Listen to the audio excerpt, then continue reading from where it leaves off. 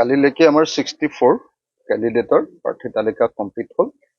আজি আৰু 10জনমান প্ৰাৰ্থী সমষ্টি প্ৰাৰ্থী আহি আছে।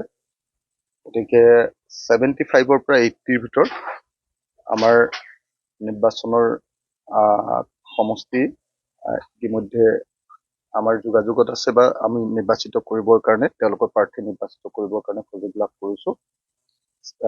75 to 80ৰ ভিতৰত হ'ব। তো গতিকে সেই কাম চলি আছে। আজিৰ ভিতৰত আমি তৃতীয়খন তালিকা প্ৰস্তুত কৰিম আৰু কাইলৈ বা পৰহিলৈ ফাইনেল লিষ্টখন প্ৰকাশ কৰিম। যোৰহাটত মই কালি এটা লিখিতভাৱে প্ৰস্তাৱ আমাৰ দললৈ প্ৰেৰণ কৰিছো যে গৌৰৱ গগৈৰ বিৰুদ্ধে প্ৰাৰ্থী দিব নালাগে। আজি সেই সম্পৰ্কে আজি সন্ধিয়া আমাৰ বৈঠক অনুষ্ঠিত হ'ব আৰু বৈঠকত যদি আমাৰ দলে এগ্ৰী কৰে তেতিয়াহ'লে গৌৰৱ গগৈৰ বিৰুদ্ধে প্ৰাৰ্থী আমি নিদিওঁ। গৌৰৱ গগৈ বিধানসভাত অহাটো মই বিচাৰো। আমাৰ বিধানসভাৰ মান উন্নত হ'ব লাগে। আমাৰ 126 জন বিধায়ক যদিও বিধানসভাত থাকে, 126 জন মানৰ ভিতৰত 6জন মানেহে অকল বিধায়কৰ কাম কৰিব পাৰে। মানে বিধায়কৰ প্ৰথম কামটো হ'ল বিধান ৰচনা কৰা, আইন প্ৰণয়ন কৰা। লেজিছলেটিভ এছেম্বলি আইন সভা বুলি কোৱা হয়। আইন প্ৰণয়ন কৰিবলৈ হ'লে বিধায়কজনে সংবিধানখন মুখস্থ থাকিব লাগিব। কনষ্টিটুৱেণ্ট এছেম্বলি ডিবেটছ বিলাক খুব ভালকে পঢ়া হ'ব লাগিব। আইন কানুনৰ জ্ঞান থাকিব লাগিব। কিন্তু 99.9% বিধায়কৰে অসমত সেই জ্ঞানটো নাথাকে। সেইকাৰণে যোৱাবাৰ যদিও কংগ্ৰেছৰ 29জন বিধায়ক জিকিছে, আপুনি দেখিব যে তেওঁলোকে বিশেষ কণ্ট্ৰিবিউশ্যন আছাম এছেম্বলিলৈ আগবঢ়াব পৰা নাই। সেইকাৰণে গৌৰৱ গগৈ আহিলে, তেওঁ যিহেতু লোকসভাত আছিলে, গতিকে নিশ্চিতভাৱে তেওঁ নিজে প্ৰাইভেট মেম্বাৰ্ছ বিল যদি বাহিৰত থাকে তেতিয়াহ'লে প্ৰাইভেট মেম্বাৰ্ছ বিল আনিব পাৰিব আৰু যদি চৰকাৰ কৰে তেতিয়াহ'লে তেওঁ দৰকাৰী আইন আনিব পাৰিব। গতিকে মই ভাবো যে গৌৰৱ গগৈ অসম বিধানসভালৈ অহাটো খুব প্ৰয়োজন। সেইকাৰণে মই গৌৰৱ গগৈক বিধানসভালৈ অহাটো বিচাৰো। কিন্তু একেটা সময়তে মই কওঁ যে গৌৰৱ গগৈৰ সমষ্টি নিৰ্বাচনটো বহুত ভুল হৈছে। মই যিমান দূৰ জানো, কালি মোৰ যোৰহাট জিলা কমিটিখন আহিছিলে আমাৰ ৰাইজৰ দলৰ যেতিয়া যোৰহাট জিলা কমিটিখনৰ লগত বহিছো, তেওঁলোকে মোক বাৰম্বাৰ কৈছে যে কংগ্ৰেছৰ স্থিতি, সাংগঠনিক স্থিতি মানে যোৰহাটত একদম সাংঘাতিক বেয়া। আচলতে গৌৰৱ গগৈয়ে মোক তেওঁলোকে কৈ আছে যে গৌৰৱ গগৈ টিয়কত খেলিব লাগিছিলে, নহ'লে তিতাবৰত খেলিব লাগিছিলে, নহ'লে আটাইতকৈ ভাল সমষ্টিটো তেওঁৰ কাৰণে মাহমৰা আছিলে। কিন্তু যোৰহাট সমষ্টিটো তেওঁ চুজ কৰি ল'লে। কিন্তু যোৰহাট সমষ্টিটোত মোক যোৰহাট জিলা কমিটিয়ে, আমাৰ জিলা কমিটিয়ে কোৱা মতে কংগ্ৰেছ দলৰ সাংগঠনিক স্থিতি একেবাৰে কম আৰু সেইকাৰণে এইটো এটা অত্যন্ত চেলেঞ্জিং চিট হয়। আৰু যিহেতু মোক জিলা কমিটিয়ে ক'লে যে সেইটোত গৌৰৱ গগৈৰ অলপ প্ৰব্লেম আছে, সেইকাৰণে মই সিদ্ধান্ত লৈছো মোৰ পিনৰ পৰা প্ৰস্তাৱ পঠিয়াইছো যে গৌৰৱ গগৈক জিকোৱা দৰকাৰ আৰু সেইকাৰণে গৌৰৱ গগৈক এবাৰ যাতে নাহাৰে তাৰ কাৰণে আমি আমাৰ পিনৰ পৰা মানে প্ৰাৰ্থিত্ব প্ৰদান কৰাটো বন্ধ ৰাখিম। এইটো মানে মই প্ৰস্তাৱহে দিছো দেই, এতিয়ালৈকে পাছ হোৱা নাই। মই দললৈ প্ৰস্তাৱ দিছো আৰু মোক দলে জনাইছে যে আজি দলে এই সম্পৰ্কে এখন মিটিং কৰিব আৰু তাৰ পাছত সিদ্ধান্ত দিব। এই ক্ষেত্ৰত বহুতে তাৰপিছত মই আৰু এটা কথা ক'ব খোজো যে আপোনাৰ মইতো ভাবো যে গৌৰৱ গগৈয়ে ডাইৰেক্টলি যদি মোক ৰিকুৱেষ্ট কৰে, তেওঁ যদি পোনপটীয়াকে তেওঁ অনুৰোধ কৰে, তেওঁ অনুৰোধ বৰকে নকৰে, তেওঁ অকণমান অহংকাৰত থাকে, তেওঁ মানুহলৈ ফোন চোন নকৰে আৰু ফোনো বৰকে নকৰে। কিন্তু তেওঁ যদি মোক পোনপটীয়াকে কয় তেতিয়াহ'লে আমাৰ দলৰ যিটো ছেটআপ আছে, আমাৰ দলৰ তেওঁলোকতকৈ ভাল ছেটআপ আছে যোৰহাট সমষ্টিটোত। আমাৰ দলৰ ছেটআপটোৱে তেওঁক সহায় কৰি দিবলৈ মই অনুৰোধ কৰিম, যদিহে তেওঁ পোনপটীয়াকে মোক অনুৰোধ কৰে। তেওঁ নিজে যদি মোক অনুৰোধ কৰে তেতিয়াহ'লে মই যোৰহাটত যাতে মানে মোক আমাৰ যোৰহাট জিলা কমিটিয়ে বাৰম্বাৰ কৈ আছে যে যোৱা সময়বিলাকত যিমানবিলাক যোৰহাটত প্ৰগ্ৰেম হৈছে, ইউনাইটেড প্ৰগ্ৰেম, সেই আটাইবিলাকতে কংগ্ৰেছ দলৰ স্থিতি অত্যন্ত দুৰ্বল আছিলে আৰু আমাৰ দলেহে তাতে লিড লৈ আছিলে যোৰহাট নগৰখনত। গতিকে মই আমাৰ দলৰ যেতিয়া জিলা সমিতি আহিছে, জিলা সমিতিৰ নেতৃবৰ্গক মই কৈছিলো যে যদি গৌৰৱ গগৈয়ে মোক ফোন কৰে তেতিয়াহ'লে কিন্তু আপোনালোকে গৌৰৱ গগৈৰ কাৰণে লাগি দিব লাগিব। এতিয়া গৌৰৱ গগৈ নিজে যদি অহংকাৰটো ত্যাগ কৰি মোলৈ ফোন কৰে তেতিয়াহ'লে নিশ্চিতভাৱে আমি সহায় কৰি দিম। এই ক্ষেত্ৰত বহুতে কৈছে যে আপুনি প্ৰাৰ্থিত্ব নিদিয়ে গৌৰৱ গগৈৰ বিৰুদ্ধে যোৰহাটত, শিৱসাগৰত আপোনাৰ বিৰুদ্ধে প্ৰাৰ্থিত্ব নিদিবলৈ কাৰণে আপুনি এইটো কৰিছে নেকি? নাই মই আপোনালোকক এবাৰ হ'লেও কৈছো জানো মই এবাৰ হ'লেও কৈছো জানো? যোৱাবাৰতো আপোনালোকে নিশ্চয় দেখিছে মই জেলত আছো, অসমৰ মানুহে মোক মানে কিমান মৰম কৰিছে, নিজে নিজে গৈ মোৰ কাৰণে কেম্পেইন কৰি মোক জিকাইছে, হয়নে নহয়? যোৱাবাৰতো আমাৰ শিৱসাগৰত একোৱেই নাছিলে, আমাৰ সংগঠন একো নাছিলে, বুথ কমিটি এখনো নাছিলে। তো তাত গোটেই অসমৰ মানুহে গৈ মোক জিকাইছে আৰু শিৱসাগৰৰ ৰাইজৰ আশীৰ্বাদত, শিৱসাগৰৰ ৰাইজৰ ভালোবাসাৰ কাৰণে, শিৱসাগৰৰ ৰাইজৰ মৰমত মই তাত জিকিছো।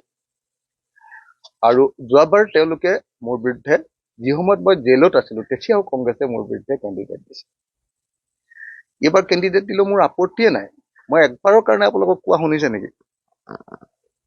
মইতো কৈছো যে যদি শিৱসাগৰলৈ আপোনাৰ আমাৰ অসমৰ মুখ্যমন্ত্ৰী হিমন্ত বিশ্ব শৰ্মা আহে তেতিয়াহ'লে মই ভাল পাম। আৰু একেটা সমষ্টিতে যদি কংগ্ৰেছৰ গৌৰৱ গগৈ যায় তেতিয়াহ'লেও মই যুঁজি ভাল পাম। মই অহংকাৰ কৰি কোৱা নাই আকৌ দেই। মানে মোৰ কথাটো হ'ল যে নিৰ্বাচন যেতিয়া খেলিছো তেতিয়াহ'লে সেইটো প্ৰিপেৰেশ্যন থাকিব লাগিব।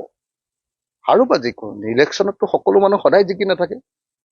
গতিকে মইতো ইচ্ছা কৰো যে শিৱসাগৰলৈ হিমন্ত বিশ্ব শৰ্মা আহক মোৰ লগত প্ৰতিদ্বন্দ্বিতা কৰিবলৈ, আৰু গৌৰৱ গগৈ নিজে আহক মোৰ লগত প্ৰতিদ্বন্দ্বিতা কৰিবলৈ। মই একবাৰৰ কাৰণেও কংগ্ৰেছক ৰিকুৱেষ্ট কৰা নাই যে শিৱসাগৰত কেণ্ডিডেট দিব নালাগে, একবাৰৰ কাৰণে কৰা নাই। মই নিজৰ শক্তিৰে যুঁজিবলৈ চেষ্টা কৰিম, আমাৰ ৰাইজৰ দলৰ কৰ্মীবিলাকে চেষ্টা কৰিব, আৰু শিৱসাগৰৰ ৰাইজৰ আশীৰ্বাদ মই জেলত থাকোঁতে যিহেতু পাইছিলো, আৰু এতিয়া মই গোটেই শিৱসাগৰৰ ৰাইজক যিমান পাৰোঁ মোৰ জীৱন দি সহায় কৰোঁ। মই আশা কৰিম যে শিৱসাগৰৰ ৰাইজে মোক নিশ্চয় জিকাব। যে মই শিৱসাগৰৰ কাৰণে মানে কংগ্ৰেছৰ প্ৰাৰ্থিত্ব নিবিচাৰি এইটো কোৱা নাই, মই জেনুইনলি গৌৰৱ গগৈক জিকাটো বিচাৰিছো, আৰু সেইকাৰণে গৌৰৱ গগৈৰ বিৰুদ্ধে কেণ্ডিডেট নিদিবলৈ মই ৰাইজৰ দলক অনুৰোধ কৰি চিঠি লিখিছো। আৰু গৌৰৱ গগৈৰ বিৰুদ্ধে কেণ্ডিডেট যদি নিদিয়ে, ৰাইজৰ দলে নিদিয়াৰ সিদ্ধান্ত লয়, আৰু গৌৰৱ গগৈ যদি মোলৈ ফোন কৰে পোনপটীয়াকে, তেতিয়াহ'লে মই আমাৰ যোৰহাট কমিটিখনকো গৌৰৱ গগৈৰ হৈ লাগি দিবলৈ। আপোনালোকৰ দলৰ মানুহে কৈছে 45টা দিন মূল্যৱান দিন আপোনালোকৰ। কংগ্ৰেছে মানে আমাক চাগে আঞ্চলিক দল এটাক তেওঁলোকে ধ্বংস কৰিম বুলিয়ে চাগে প্লেনটো কৰিছিলে। আপোনাৰ 2021 চনত আমি উঠি আহিম বুলি ভাবি আমাক 8টা চিট দিয়াৰ পাছতো কংগ্ৰেছে আমাক বিট্ৰে কৰিলে, বিশ্বাসঘাতকতা কৰিলে। তাৰ পাছত উপ নিৰ্বাচন গোটেইকেইটাতে বিশ্বাসঘাতকতা কৰিলে। MP ইলেকশ্যনত আমি সম্পূৰ্ণ ত্যাগ কৰি দিলো। এইবাৰ 2026 বিধানসভা নিৰ্বাচনৰ কাৰণে 2 বছৰ 3 বছৰ তেওঁলোকৰ পিছত ঘূৰি থাকোঁতে আমি কনফাইণ্ড হৈ গলো কেইটামান সমষ্টিত, আৰু লাষ্টত সেই 15টা সমষ্টিটো আমাক ডিষ্টাৰ্ব দিবৰ কাৰণে 45 দিন আমাক ওলমাই ৰাখি লাষ্টত তেওঁলোকে আমাৰ লগত নহ'ব বুলি কৈ দিলে। গতিকে কংগ্ৰেছে আমাক ঠগিলে, কিন্তু কংগ্ৰেছে ঠগন দিয়াৰ পাছতো মোৰ কিন্তু বিজেপি বিৰোধিতা সামান্যতমো কম হোৱা নাই। আপোনালোকে এইটো কথা বুজিব লাগিব, সদায় এইটো কথা বুজি উঠিব লাগিব যে ৰাইজৰ দল অসমত বিজেপিৰ আটাইতকৈ ডাঙৰ শক্তি। আপোনালোকে এইটো বুজি উঠিব লাগিব যে কাইলৈ সঁচাকৈ যদি বিজেপিক অসমৰ পৰা খেদিব লাগে, পৰাভূত কৰিব লাগে, উচ্ছেদ কৰিব লাগে, তেতিয়াহ'লে আমাৰ নিচিনা আপোচবিহীন আঞ্চলিক দলেহে বিজেপিক খেদিব পাৰিব।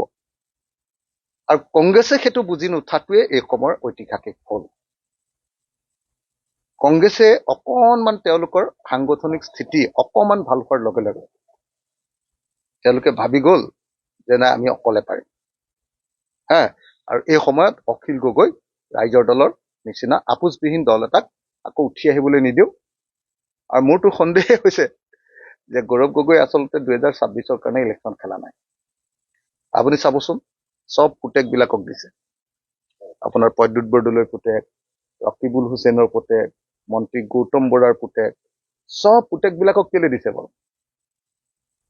পুতেকবিলাকক এইকাৰণে দিছে যে 31ৰ নিৰ্বাচনৰ কাৰণে গৌৰৱ গগৈ নিজৰ টিমটো বনাই আছে। এইবাৰ তেওঁ বিজেপিক বোধহয় ৱাক অভাৰ দিব খুজিছে, বিজেপিৰ লগত যুঁজিব খোজা নাই।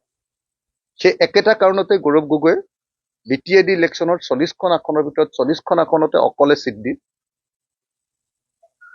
40খন আসনৰ ভিতৰত 40খন আসনতে অকলে চিট দি বিজেপিৰ কাৰণে পথ মুকলি কৰি দিব খুজিছিল। লাষ্টত বিজেপি ৰাইজে জানিবা বিজেপিক নিদি লাষ্টত গৈ BPFক জিকাই দিলে। কিন্তু গৌৰৱ গগৈটো 40খন আসন দিটো বিজেপিকে জিকাব খুজিছিলে। তো গতিকে মই ভাবো যে এই গোটেই কথাবিলাক অসমৰ মানুহে বুজি লোৱা দৰকাৰ। কিন্তু মই তাৰ পাছতো কৈছো দেই, তাৰ পাছতো কৈছো য'ত কংগ্ৰেছ যিকেইটা চিটত জিকিব বুলি ভাবো, আমি একদম কণ্টেষ্টত আহি গৈছে বুলি ভাবো, মই সদায় আছো। কিন্তু কংগ্ৰেছে যি ধৰণে বিট্ৰে কৰিলে তাৰ পাছত আৰু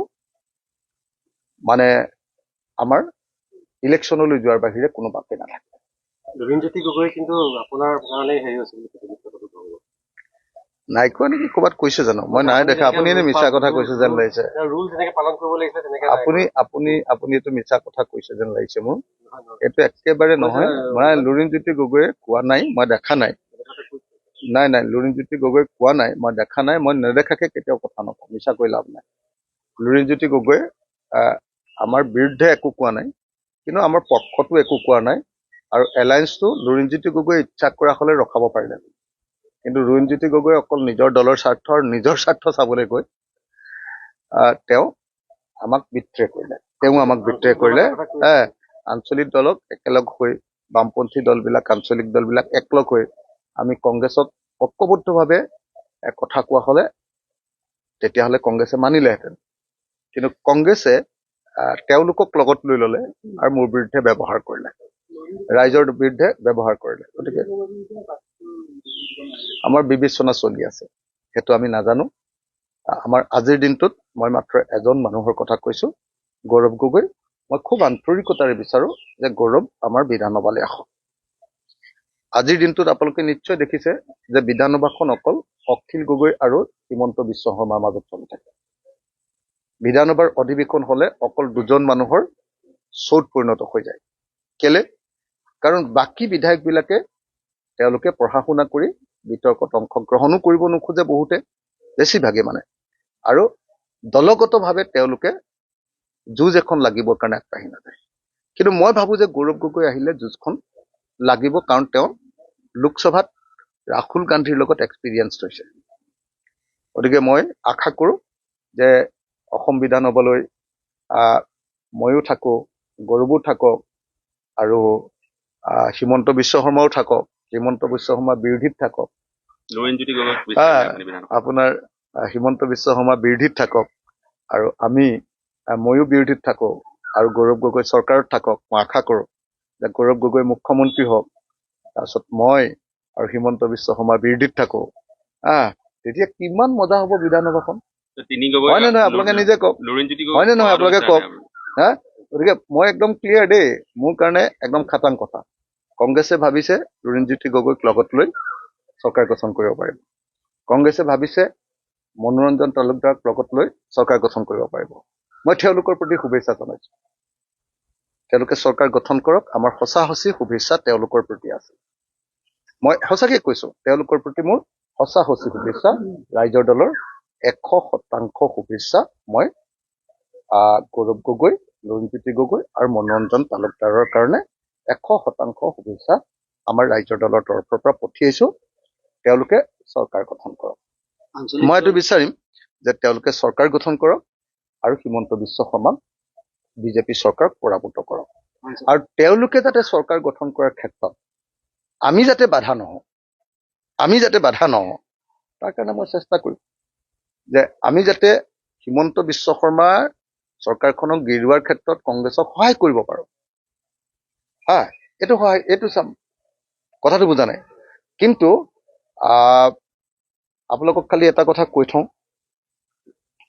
আপোনালোকে এতিয়াও কিছুমান মানুহে মিছামিছি বাতৰি প্ৰচাৰ কৰি আছে যে কংগ্ৰেছৰ লগত আমাৰ আলোচনা চলি আছে। যিদিনা যোৱা 13 তাৰিখৰ দিনা কংগ্ৰেছে ৰাইজৰ দলক ধিং, নাওবৈচা আৰু দলগাঁও নিদিওঁ বুলি ক'লে। এই তিনিটা সমষ্টি ৰঙানদী, আপোনাৰ দলগাঁও আৰু ধিং নিদিওঁ বুলি ক'লে। সেইদিনাৰ পৰা কোনো আলোচনা হোৱা নাই। গৌৰৱ গগৈয়ে এতিয়ালৈকে মোক এটাও ফোন কৰা নাই। জিতেন্দ্ৰ সিঙেও মোলৈ এটাও ফোন কৰা নাই। আপোনালোকৰ টিভিতে মই দেখি আছো যে নাই আলোচনা মনে মনে চলি আছে। কোনো আলোচনা চলা নাই। কোনো গৌৰৱ গগৈ, কোনো জিতেন্দ্ৰ সিঙে, কোনো অখিল গগৈলৈ ফোন কৰা নাই।